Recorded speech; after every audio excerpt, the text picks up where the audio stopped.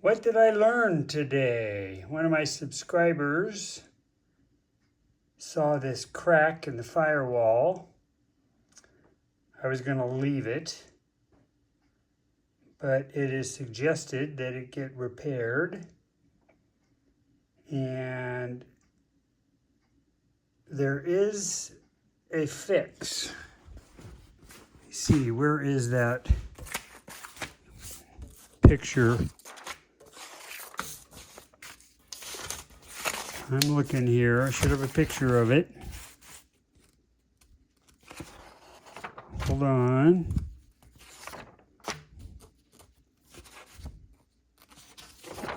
Okay, here it is. Kind of hard to see here, but it's this bracket with a knurled bolt. Okay, so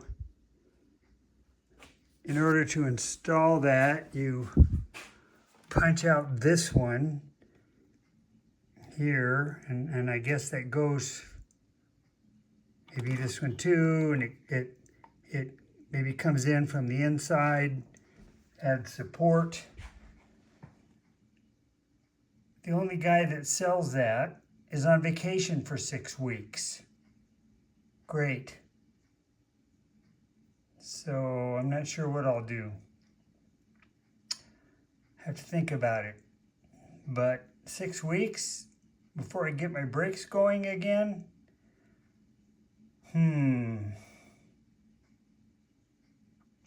Well, so otherwise today I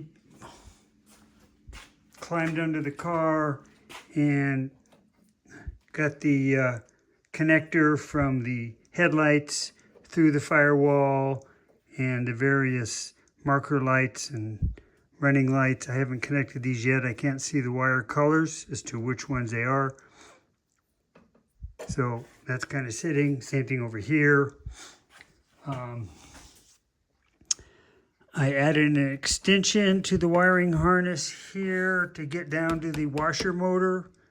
And also in that same extension of the harness, there was a ground wire. And that ground wire goes down to that screw in the frame.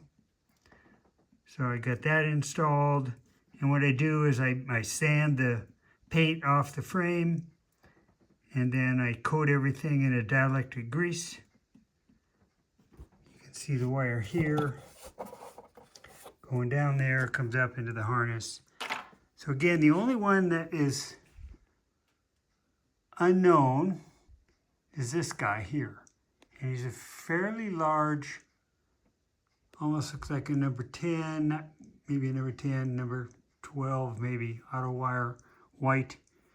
And I haven't figured out where that goes yet. It either goes to the amp meter or the fuse box. I just don't know. And I also couldn't get the starter spade connector on. It just wasn't working. I mean, it probably took me an hour to go through my box and finally find one that would fit onto the starter, and got that on, so that's done. Okay, so that's done. I won't do this one until the brake's in. And another subscriber suggested some some heat shield material over this wiring harness. So I need to look online, see if I can find some of that. Okay. So there's that. This again is the choke cable, which I don't have with these particular carbs. So I need to just kind of put that somewhere. So electrical wise, if we come in the back here, I'm not sure which connectors here are turn signals, brakes. So once I fire up the electrical, we'll kind of do some testing of that, get that figured out on both sides here. So actually, I probably could hook up the battery, although I'd like to know what this is, but it's either ground, weird to be white, but it could be, but it's not grounding out, meaning if I touch this to the ground on the battery, I don't get continuity. So it tells me this, I don't know what this is. As I said, I don't know what it is. It'll come. It'll come. But yeah, I could probably hook up the battery, and there's no fuel in the car, so I could test the switch, see if the starter kicks over. I could check the headlights. I can't do turn signals until I get the steering wheel in. And I can't get the steering wheel in until I get the screws for the plastic shroud. So that's not good. See, the other thing I've been doing is I bought this door edge guard here. Okay, 100 feet, and I needed 4 feet. This is this little plastic strip here. I was able to put it on the passenger side, which, you know, you don't see it, it's clear, but if you look up close, you might see that little strip here. Unfortunately, on this door, there was a chip, and I've been touching, where is it? I've been touching that up with some yellow paint. It doesn't quite match, but good enough. So I might need to hit that one more time here. Then I can put that door edge on, get that protected.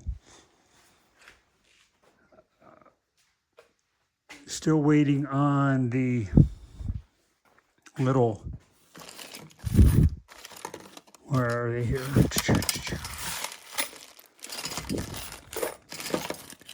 These little guys. Waiting on those, so I can't finish the doors.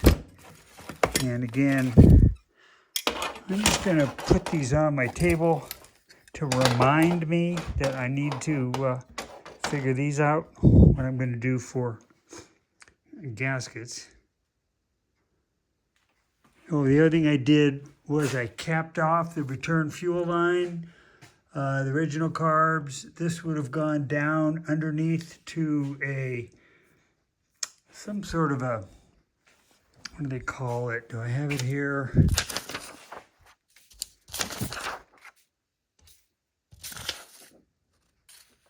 The SU carburetor houses a calibrated thermal return valve fitting. Well, I don't have that.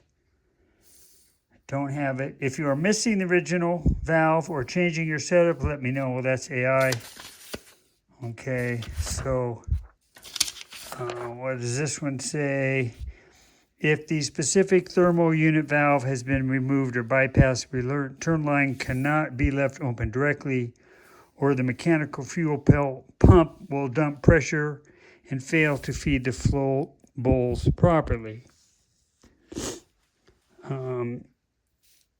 So I just plugged that, capped it. We'll see if we get a vapor lock. Not sure how I would know unless I'm driving the car. And these are the instructions for installing that master brake repair. So that's it for now.